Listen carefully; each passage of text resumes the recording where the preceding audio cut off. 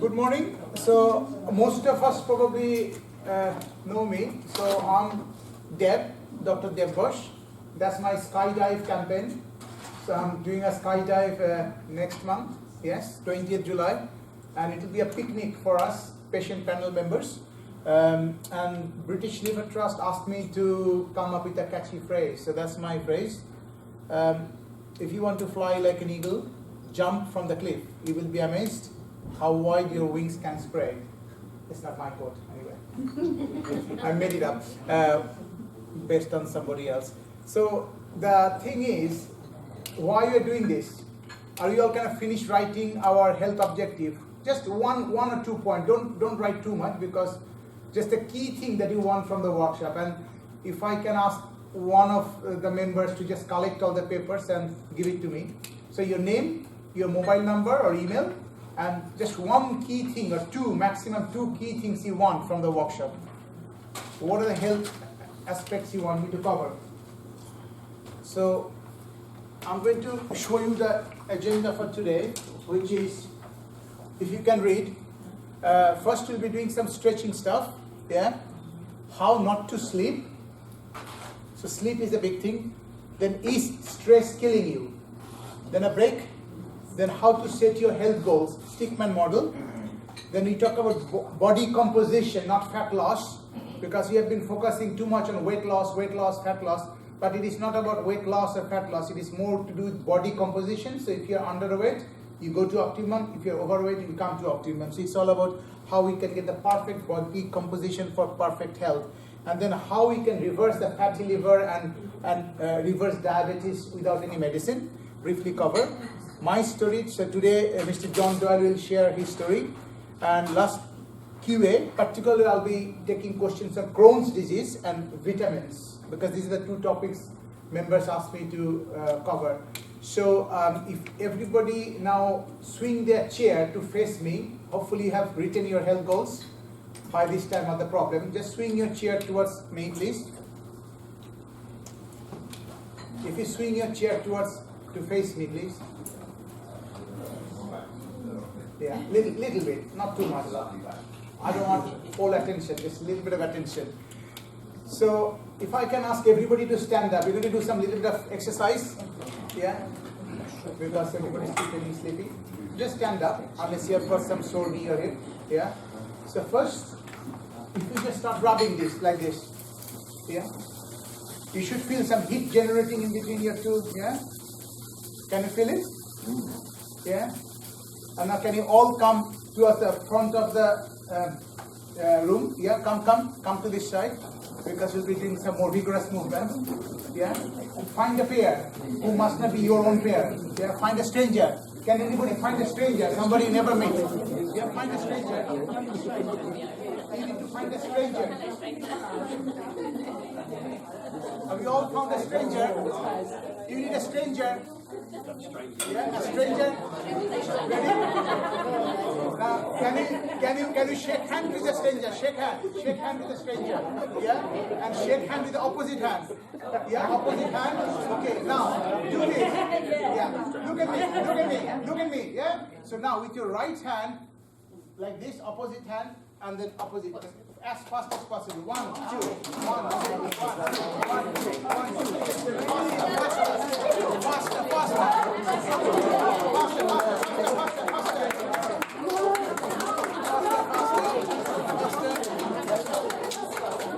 And now, lift your leg. Legs up, knees up. Keep doing that, and knees up. Yeah.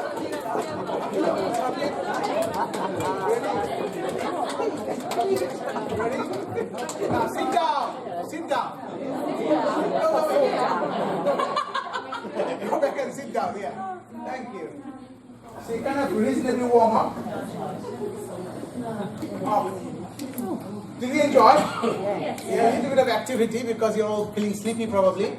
So last night we did a pop quiz. Although we don't call pop quiz, it's a quiz, my first ever quiz experience. And this lot won the prize. I don't know how they did it. Anyway, all the best.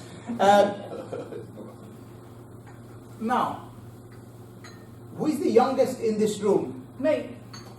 Perfect. Me, all of us. But who is biologically, chronologically the youngest, standing there on the far corner?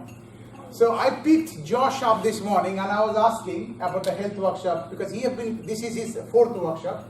He's kindly helping us with filming and media. He's a media student from Harlow College, kindly helping us. So, Ghosh, what does it mean, this health workshop? Because all of us have got some issues. We have few decades under our belt, but Ghosh is a teenager, late teen. So he doesn't have any health problem. But he has got some problem like all of us, which is sleep. So I don't know how many of you felt sleepy while driving? Yeah? You know, you just kind of, maybe you actually slept, you just woke up in the morning and maybe you had a really long day, very tiring day. So sleep is something, nothing can talk about health without talk about sleep. Because sleep is the restorative part. So we're going to mention why sleep is so important, because I am one of the type A personality. I talk a lot, I move very fast, I do a lot of stuff, and I thought that I don't need sleep. Because 3 hours enough, right? Anybody like me? No? Okay, maybe at a certain part of your life you did that and then realized this is a foolish thing to do. So most of the studies showing that 6 hours is minimum. 8 hours is better, but I cannot afford 8 hours, so I have to optimize my sleep. So small sleep, I'm trying to optimize sleep. So yes, I cannot afford more than 6 hours, but can we make sure that 6 hours is a deep, deep quality sleep? So, you know, sleep has got stages, right? Yeah, do you all know sleep has got stages? So when you are sleepy and are driving, I don't know, I have realized it many times, the first thing that happens is your eyelids will just close, yeah? And then sometime, if you are not driving, hopefully, your head will drop. Why head drops? Because your muscle tone just relax, as if you're paralyzed. So the exactly same thing happens. Your brain wave slows down. Right now you're listening to me, you're a bit sleepy, bit waking up. So it's your alpha, calm, alpha wave. If I put an EEG on your forehead, it will be alpha wave. And then when you're a bit agitated or really doing something, pushing yourself, you're not relaxed, it's beta wave, high frequency. And when you're in the shower, you're singing to a music, you're listening to a bird song, goes into a very meditative delta. And the delta is the state in which we can access our subconscious, and delta is the state most of the scientific discoveries, aha moments happen. Sometimes you're in the shower and suddenly something comes to your mind. You don't even know, you're not thinking about it. You are suddenly singing a song. You don't know why you chose that song to sing. So delta is the time when your subconscious, which is the big iceberg, your conscious mind is 5% the tip. But the huge is your subconscious, which is nothing but a big reservoir of memories from your, maybe some says that memory apparently starts to form even when you're in the womb, definitely in the early years. And that huge experience, emotions, will pop something up into your conscious. And that's why we sing one song, why we think about something which is totally relevant. But your subconscious thought it is relevant, so pop that thought into your conscious brain. So when you are in the delta phase, so beta is the most agitated, high activity, then alpha is good for work, like when you're focusing on a project, writing a book, yeah, answering a very complicated email, that's where you should be, alpha. And then your theta is a good stage, which is meditative, yeah, and that will relax you, that will rejuvenate you, and we should spend more of the day in that relaxed mode, like a monk. I call it the monk mode, yeah. And then delta is when you fall asleep. So if you pretend to be sleepy and I put an electrode, I can tell you that you're bluffing because you are still alpha beta. Yeah, like kids, you know, they say, "Oh, Dad, I'm sleeping," but they're not sleeping. They are very agitated in their brain. So we need all these stages, though. I'm not telling that be in the theta all the time or sleep all the time. So you need to move. But remember, when you are argumentative, you are in the beta. Or when you're doing something really vigorous, you are also in the beta. But then, alpha is the deep work when you're doing something really good. theta is your brainstorm, you are accessing your subconscious, all the experiences that you have got, so that you don't base your decisions on a limited information. You take your life experiences all together and come to a very good decision. And then finally deep sleep. So now we are talking about the sleep here. So sleep has got 3 stages, right? When you first fall asleep, it's a trance. You're still awake, you're still hearing what your wife is saying or your kids are doing or whoever is talking. You are still vaguely aware, but you are not aware. You are drifting, yeah? And that's a very golden moment. And there is a need for that drifting. And then you go into a deep sleep, which is the beginning of that follows the light sleep, deep sleep, and then finally very interesting stage happens called rapid eye movement sleep or REM sleep, rapid eye movement, yeah? So who is hearing this for the first time? Raise your hand, please. Okay, so REM sleep is a sleep when you dream. Now I know some of you will say that I dream all the time, some say I dream rarely, some sometimes dream, some say no dream at all, yeah? But humans dream. Definitely. We don't know how animals dream or not, and there's a huge importance of dream in our life and the brain and prevention of dementia. So I'm talking about REM, but before that, let's talk about why we need sleep other than making us refreshed. Is there any other function of sleep? Anybody knows any other function of sleep other than, yes? Repair. Sorry? Repair within your body. Repair, absolutely. So sleep is not only, yes, does? Cognitive function. Cognitive function, absolutely. So sleep is for brain, sleep is for body. So what exactly in the brain? If you don't sleep continuously, sleepless, a lot of caffeine, you are doing a lot of all-nighters. All-nighter, is that the word? Yeah? Yeah. So what happens? Your cognitive function decline. You make wrong decisions. You lose focus. You're driving and suddenly you're drifting. So cognitive. Your memory will go, yeah, over time, because continuous sleep deprivation will rob your hippocampus, the memory center of the brain, yeah. And what happens when you are in deep sleep? Your brain shrinks. Certain areas of your brain shrinks so that the CSF, cerebrospinal fluid, can take away all the toxins from the brain. Because your brain is highly active. Your brain is only 2% of your body weight, but oxygen consumption, 20%. So a 2% structure is using 20% of your oxygen. So breathe deep. Okay, let's take a deep breath. Again. One more. So you have just charged your brain. Yeah? Because if you do shallow breathing, if you do thoracic breathing, which most of us do, then not enough oxygen going to your brain. So you don't make good decisions. So deep breathing, pranayama, meditation, it actually recharges your brain. So one, you take all the toxin away from the brain, and if you don't, what happens? You develop something called amyloid plaques. And even as early as 30 years of age, 40 years of age, 20 years, 30 years before the actual dementia sets in, we can show on the MRI scan that we already have got the memory loss tool. So we are all already losing our memory. But good news is that it doesn't have to be like that. We can revert.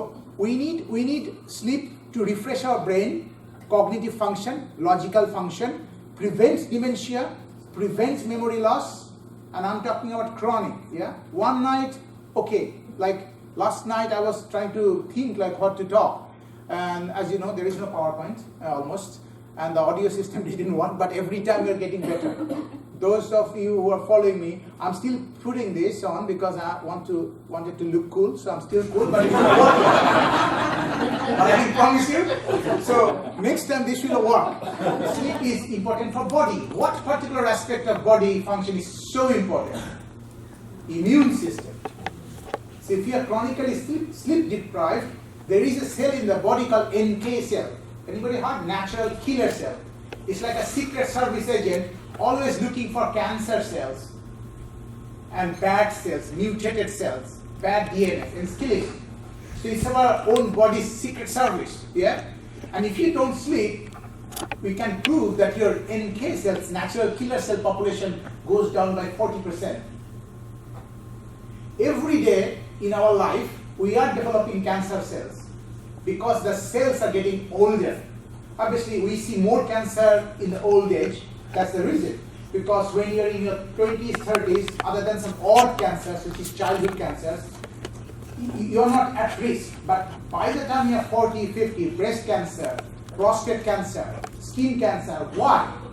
Because we are developing this burden of bad cells, aged cells. So who kills all these bad cells? NK cells, natural killer cells, your immune system. And if you don't sleep well, these NK cells doesn't work as well, as efficiently. So in sleep for cancer prevention, we probably haven't heard this. Yeah? We need it for immune system to fight infection. So if you chronically sleep deprived, you'll be stressed. And do you know what stress does? Cortisol, your steroid hormone is up. So if you give somebody prednisolone for asthma or chest infection or skin condition, they put on weight. Because steroid will make you put on weight. And if you are chronically not sleeping, and add that with chronic stress, then you will have fat in your body. Your body will store for as if you're on steroid. And steroid, what steroid does, it hits your immune system. We doctors, we use steroid with very good results. So if your immune system is hyperactive and destroying your own body, like Crohn's disease, like psoriasis, like rheumatoid arthritis, we give steroid. Why? We want your immune system to be down, to be acting normal, not hyperactive, like going crazy. So we hit your immune system down to the baseline level. Obviously, if you're not careful, you can hit it down below, then a lot of other problems can happen. So steroid depresses your immune system. So if you are chronically stressed, your NK cells will not work, your immune system will not work. So we will teach today like how simple stuff, what you can do on a regular basis to distress yourself. And it is something we were never taught in school. Like how to memorize, how to focus. I tell my son, focus, focus, focus, but does he know how to focus? Do we know how to focus on a job? So this all can be learned thanks to YouTube and internet and all that stuff. So what Ghosh told me, all I want to sleep good and not to be stressed. Because his stress is different, like compared to our stress. So his stress, my son's stress is what? Exam. Yeah? Peer pressure. That everybody knows this, I do not know this. He has got a girlfriend, I need a girlfriend, boyfriend, whatever. Yeah? So it's about finding a partner. So when you were kids, like primary school, you're very happy if your mother is with you. She's your ward. Maybe a little bit father. Yeah? If you're a daughter. But then you need friends. Mother is not good enough. Then you need a girlfriend or a boyfriend to make you happy. Then you need a job to make you feel happy. Then you need a house and a car and a BMW and whatever. So the more you want other stuff, the more your happiness goes down, down, down, down, down. Because you're not contented anymore. So we cannot talk about stress and not talk about contentment. Because a lot of the stress, we generating the stress, and that is disturbing our sleep. So we cannot talk about sleep without talking about stress. So we said how not to sleep. So now we know why sleep is important for brain and for body and immune system, also productive system, although we all probably have completed our family more or less. The sperm count, the testosterone level. So if you don't sleep, if I experimentally sleep deprive you and take your testosterone level or your estrogen level, female hormone and male hormone, and do a sperm count, I can prove that within a month your testosterone level will drop. So not only immune system, your reproductive health, yeah, your satisfaction and everything in life will all go down if you don't sleep well. So yes? What about sleep apnea? Because I know sleep apnea is linked to being overweight. Absolutely, coming to that. So sleep apnea is a small fraction of all sleep problems. Even if you're normal weight, you can have really bad sleep. But sleep apnea is something, normally we send patients for study, sleep study. There are sleep laboratories and they study your sleep. They quantify, because if you cannot measure something, how do you know? You will feel that my sleep was bad, now sleep is better, but I can prove that this is your sleep measurements. How many times you tossed on the bed during night? It's called activity-less sleep. You are just like this. But you can be like this and thinking like crazy. So just activity measurement on your Fitbit is not good enough. You need to put a peace sensor on your brain. There's a cap, an EEG cap that you put on your brain and go to sleep. If you can sleep with a cap on your head, that will show that your brain waves are actually not delta. And not only delta, in the delta, from time to time you will see a big, huge spike called sleep spindle. Those are very important for memory formation. So what happens when you first fall asleep, the stage 1 light sleep, when you adjust into trance, your memory is normally stored in a temporary reservoir, like your inbox. Yeah? And then when you are in light sleep, that temporary inbox is cleared and all the memories of today and yesterday is gone into a more deeper, bigger inbox, like a central processing unit. And then you make interpretation of the memories. So whatever happened yesterday, think about what happened yesterday, what you did from morning to waking. You might not remember, but your eyes have recorded everything, and your ears have recorded everything. And where they recorded it?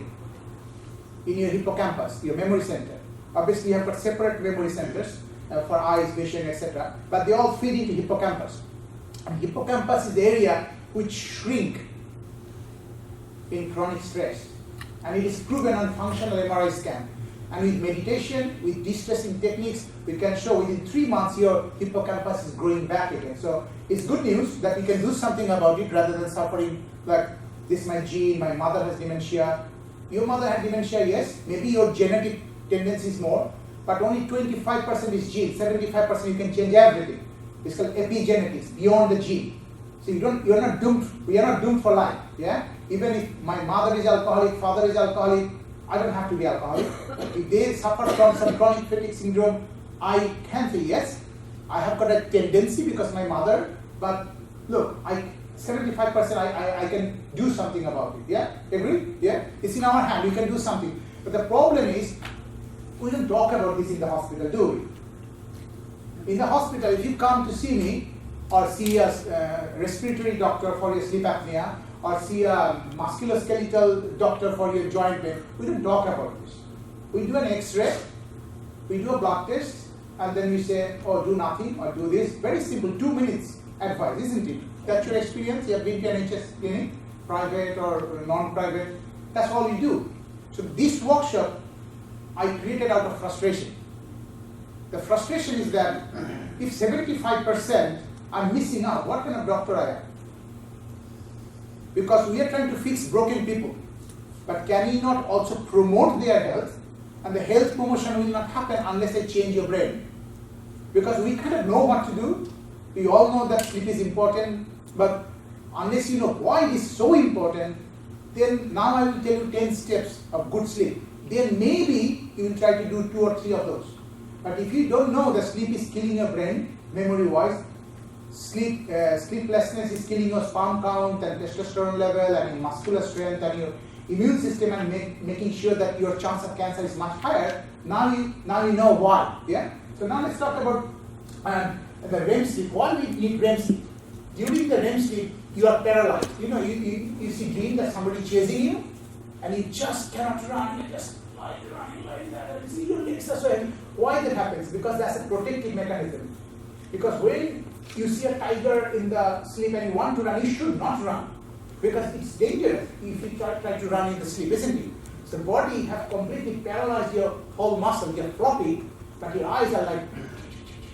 So if you see your child's eye when he's sleeping or your partner's eye, you know that he's dreaming or she's dreaming because your eyes will do like this, as if you're following something. You're actually awake. Although your eyes are not focused on me, at least I think so. But then I'm looking at you, so I'm kind of, if you look at my eyes, if I close my eyes, you will see my eyes going. So this is called, like, previously, they thought he's possessed. They might sometimes like, you want to shout because you're so scared. All you see, your partner will, what's happening? Are you dreaming something? So you're acting out because your brain doesn't know the difference between a real tiger and a tiger in the sleep. So if you see nightmares a lot, that's not a very good REM sleep, is it? So REM sleep, nature has given us to make the meaning out of the experience. So everything that happened today, everything is recorded in my subconscious, little bit conscious, and during the light sleep, I cleared my temporary memory into my deep memory, which is my hippocampus. And then now hippocampus is sending everything to make meaning of it. So she said, oh, you look a bit thin. And now I heard that, but I didn't pay my attention, but my subconscious heard. Because 2 days ago, another person, one of my friends told me, are you sleeping well? So now, during my deep sleep, I'm making sense of everything, yeah? But interestingly, my dream will not be about me getting thin. It will be like somebody is dying. I may see that somebody is had a road traffic accident. So it will always twist your interpretation into a way that you don't know what you're talking about. Does it make sense? Dreams are always unexplainable to you. But if you go to subconscious, every dream has got an explanation. And that was the main work by Freud, the father of psychology. So a lot of people I know, because I'm Googling a lot of interesting people, they keep a dream journal. So the first thing they do when they wake up, they don't look at their Facebook feed or WhatsApp feed or anything. The first thing they do, they see if they can remember anything. Because those dreams are so important. Dreams trying to tell you something, take steps. So it's not that you're going to die, but it is just telling you somebody in the environment giving you some clues or signals, something might not be right. Now, you can take that as a negative, yeah, and feel very depressed that I'm getting thin, etc., etc. Or you can take some steps, right? You can say, okay, let's do 5 things or 2 things or 1 thing, micro habit, small habit. So now we know the importance of each stage is important. And you know, some people I know, some of my patients, they take a glass of wine or some alcohol before going to bed, and that does make them sleep faster because they can't fall asleep. The sleep has got 3 stages. Some people will have difficulty falling asleep. Some people will wake up 1,000 times during sleep apnea. Yeah, they wake up like 1,000 times. They don't know. So that's why when they wake up in the morning, they feel like, I haven't slept, because they actually haven't. But they have slept, but they haven't. Yeah. And finally, waking up too early, like maybe you go to pee, you got a prostate problem or something, and then you cannot go back to sleep. And the strategies for each individual, I cannot cover all the strategies, but I will give you the top 10 tips. Yeah. So what do you do? Number 1, the king is routine. I'm sorry if you're a night shift worker or a change shift worker, then it's very difficult, but still there are ways. So that no situation is hopeless. Routine is so important. And most of the sleep expert tells that, Matthew Walker is one of the leading I am following, that you have to go to bed roughly at same time and wake up at the same time. Doesn't matter if it's weekend, because we tend to lie in longer, catch up. There's nothing called catch up sleep. Sleep, you cannot put more in one day and take more out. It doesn't happen like that. If it's 1 weekend, fine. 2 weekends, fine. But if you make it your life, decades, you are just helping your brain to age faster and your body to age faster. Yeah? So 6 hours of sleep, go to the same time. I will almost be in bed by 11. And I will every day wake up at 5, every single day. Yeah? So routine is the key. Second thing is when you wake up. How do you wake up? I mean, naturally sunlight, but we all wake up with alarm, right? So make that alarm something interesting. Like in my alarm, I've got my kid's voice. Daddy, wake up. Daddy, wake up. You've got a lot to do. Daddy, wake up. You know, so make something emotional. Make something, we sometimes you don't know wake up, but when it comes Saturday, you have a golf thing with your friends, then you're full of energy. So we are actually not tired. And I have seen many times, I'm so tired, clinic after clinic after clinic. I said, my wife is asking, okay, let's see a Netflix or whatever. I'm so tired. And then I'm on my phone just checking my last message and something interesting, and then for the next 2 hours, because I know it is Saturday tomorrow, I'm watching and watching and watching and watching. So I was actually not tired. I was tired to do that job, but I was not tired to do the other job. Does it make sense? So when you wake up in the morning, your alarm should rather than alarm, it should alert you. Alarm is a negative thing, isn't it? It's alarm. Alert. So my daughter tells me, because she's the boss of the house. So we all need a captain. When you're kids, we didn't want to do study, do we? Seriously. Maybe 2%, 3%. The rest are all, you have to study because of the exam. So my daughter tells me every morning, wake up, you have got a lot to do. So I wake up. What do you do first thing when you wake up? Obviously, sleep is in the eyes, I think, because eyes closed. So first thing I do, you don't have to, You have got beautiful eyes. I rub my eyes. Yeah, I just kind of, do crazy thing with my eyes. And then I have got a very bright torch next to my bed, next to the alarm clock. I switch that on, I look at I just shine the blue light. We know that blue light is bad for sleep, don't you? Yeah? So that's why most of the mobile phones and computer screens have got blue light filter. So after 6 o'clock, you should not be watching your phone without the filter on. It should look yellow. Because blue light to the retina is the strongest signal to tell the brain, stop producing melatonin, the sleep hormone. Have you heard of melatonin? Hands up. Who heard melatonin? Yeah, everybody almost. So melatonin is a sleep hormone we produce, but the blue light kills melatonin. Alcohol before bed kills melatonin. You fall asleep with alcohol, a glass of wine, but your sleep architecture is completely ruined. There is no light sleep, deep sleep, REM sleep. So you are not refreshed. Your cancer prevention quality, not much. Yeah? So alcohol before going to bed is bad. So waking up again. So blue light, you don't have to do that. This is my invention, this IRA thing. Matthew Walker even don't talk about it. Second thing is, whatever is in your mouth, the saliva, the bad smell, yeah? We hate our smell. First thing we wake up, isn't it? You smell really bad. That is so good. Bacteria. Drink that bacteria in. Because for a long time, the first thing, yuck. Brush, out. And that bacteria is the richest probiotic that you can have. Anybody does that? Drink glass of water before you brush your teeth? Hands up. Who drinks water first? Yes, all of you should drink water before you brush your teeth. Because those bacteria is a gem. I know it's bad smell, but good. Then you brush your teeth. Next thing you do, you come to the ground, touch the ground, yeah? And then just a thank you. I don't know who you're thanking. Jesus, Allah, God, nature, universe, your mother, father, I don't know. But just a thank you. I'm alive. And just remember, what is the date today? What is the month today? So 9th of June, 2019. A lot of my elderly patients, they fumble it 2000 bit. When we check the memory, they say 19. They immediately go to 1900. In our brain, for some reason, those who are born before 2000, it always comes. When you'll be sick, you will be always thinking 1900. It's in your subconscious. So 2000 hasn't gone there. Then, so be grateful. Because the moment you're grateful, the fear goes. Because your mind cannot be grateful and fearful at the same time. The moment you're grateful, you're surrendering. You're surrendering to a superpower.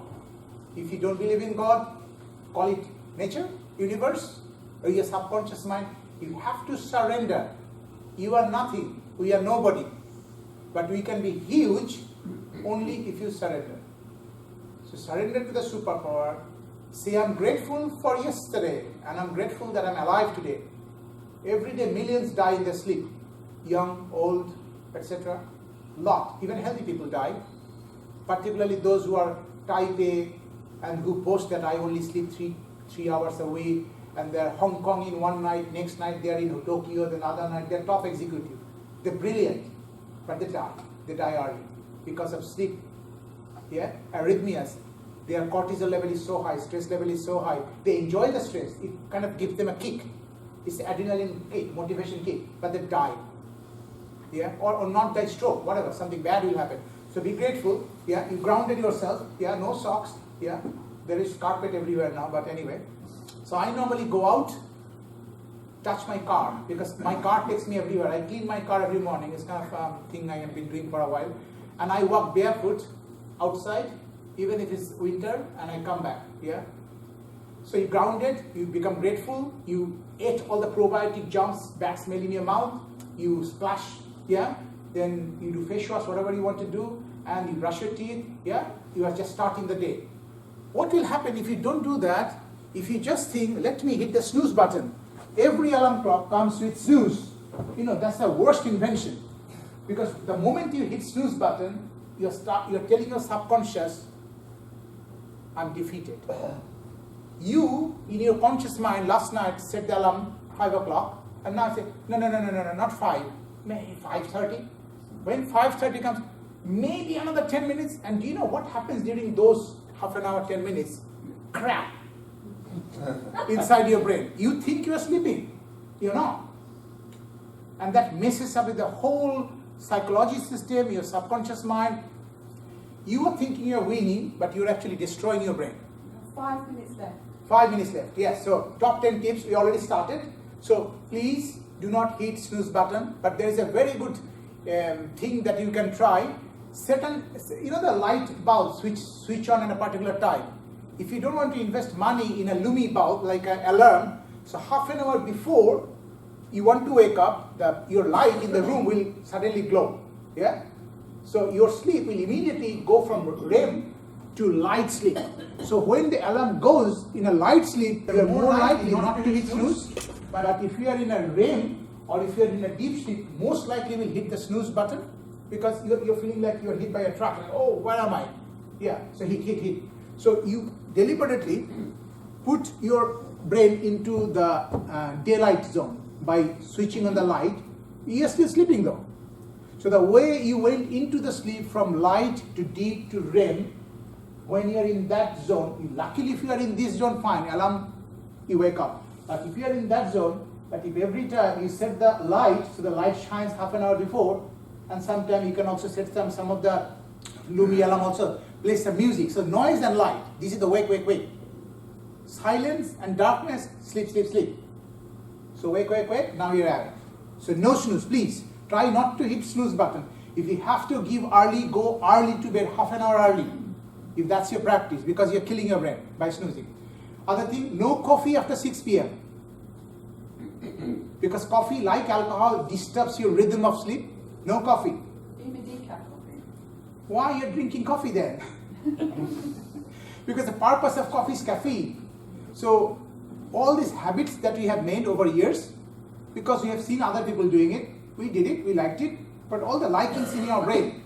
If you want to have some hot drinks, drink chamomile tea.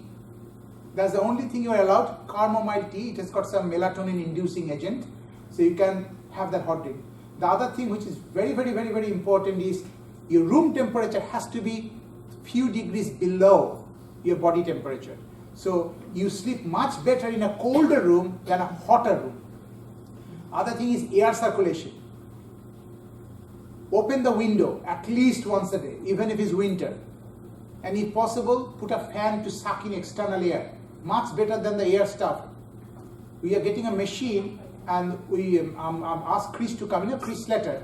So he's working on a machine, so we can check your air quality of your house, the air you're breathing 24/7. And just if I slap your mattress while you're sleeping, and we check the dust particle, how often we clear our mattress? Never.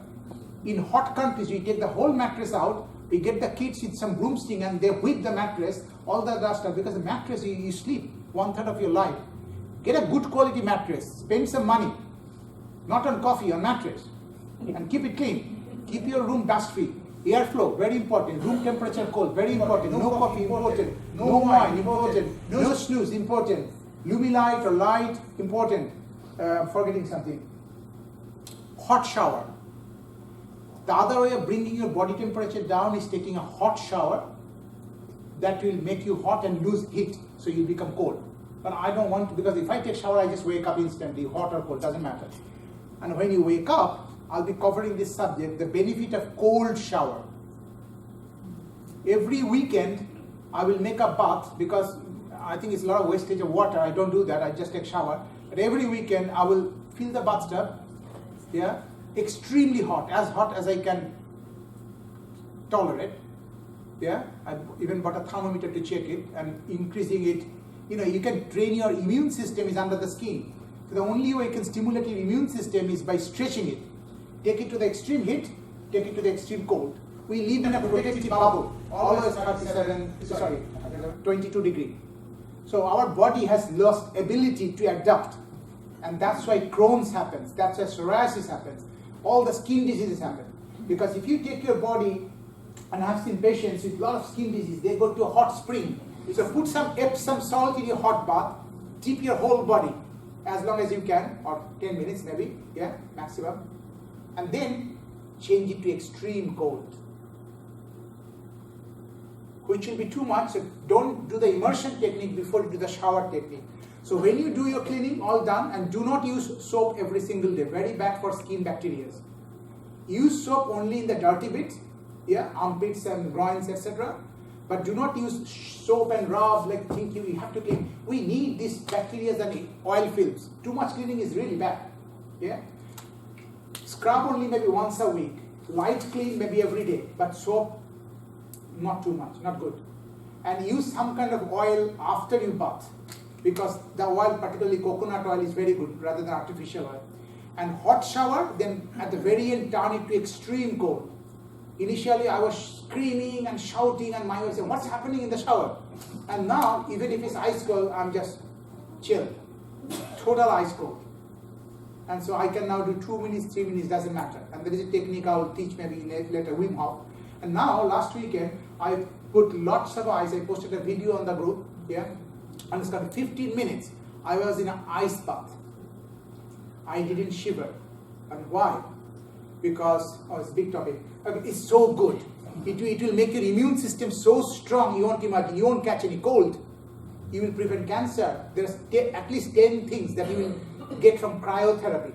And most of the professional athletes, they're doing it. This is on the news the last weekend, I think, they did the cryo chamber.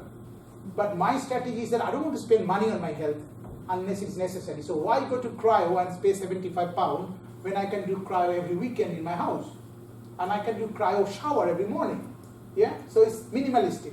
So that's sleep. So now at least you have got 5-6 strategies to make your sleep better. It is so important, because no talk about health can start without good sleep.